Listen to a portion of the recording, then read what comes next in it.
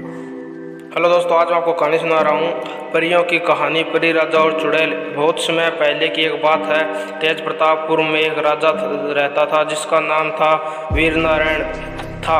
वह राजा बहुत ही पराक्रमी था। उसकी पराक्रम की गूंज आसपास के सभी राज्य में थी।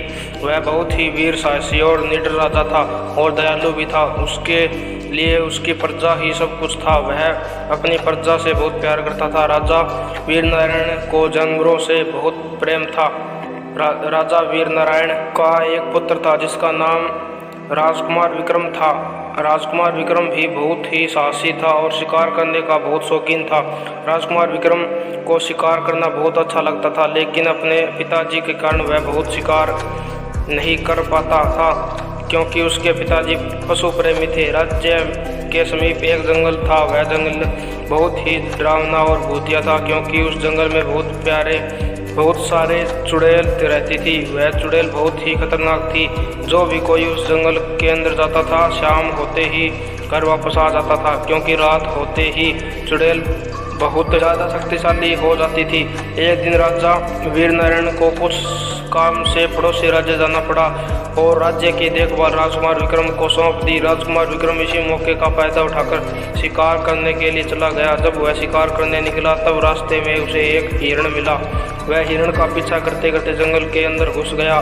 देखते ही देखते राजकुमार विक्रम जंगल के बहुत अंदर चला गया और हिरण उसकी आंखों से ओझल हो गया।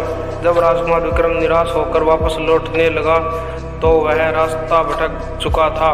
उसे कुछ समझ में नहीं आ रहा था कि वो कैसे जंगल से बाहर निकले। फिर देखते ही देखते शाम हो गई। राजकुमार विक्रम जंगल के अंदर ही भटकता रहा। फिर धीरे धीरे करते रात हो गई। राजकुमार विक्रम जंगल के अंदर फंस चुका था। इधर राजा वीर नारायण भी वापस लौट चुका था। अब वो बहुत परेशान हो गया था। इधर उधर ढूंढने के बाद भी उन्हें राजकुमार कहीं नहीं मिला। इधर उधर राजकुमार विक्रम ने सोचा, चलो रात हो गया है, अभी आराम कर लेता हूँ, फिर सुबह होते ही रास्ता ढूंढते ढूंढते वापस अपने राज्य चला जाऊँगा। राजकुमार विक्रम आराम कर रहे थे, तभी अचानक बहुत सारे चुड़ैल आ गई और कहने लगी, बहुत दिनों बाद अपना भोजन मिला है, आज तो खाना में मज़ा आ जाएगा।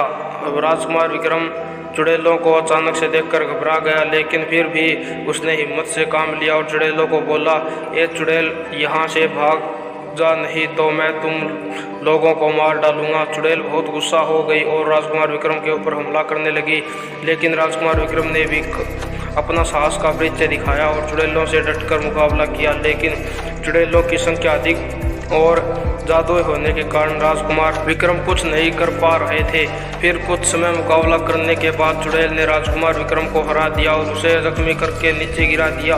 अब वह पूरी तरह से घायल हो चुका था और उसके अंदर लड़ने के लिए ताकत भी नहीं बचा था। चुड़ैल जैसे ही राजकुमार को मारने वाले थे तब अचानक एक सुंदर सी परी आ गई। वह परी बहुत ही खूबसूरत थी और उसके खूबसूरत पंख भी बहुत चमक रहे थे। चुड़ैल परी को देखकर बहुत गुस्से में आ गई और सभी चुड़ैलों ने मिलकर परी पर हमला किया, लेकिन परी ने अपनी जादुई सितारा छड़ी से चुड़ैलों को एक ही बार में काम तमाम कर दिया और राजकुमार विक्रम को बचा लिया और ठीक कर दिया। राजकुमार विक्रम ने परी से कहा, आपका बहुत बहुत धन्यवाद परी। फिर परी मुस्कुराई और वहां से अपने खूबसूरत पंखों से के सहारे उठ गई।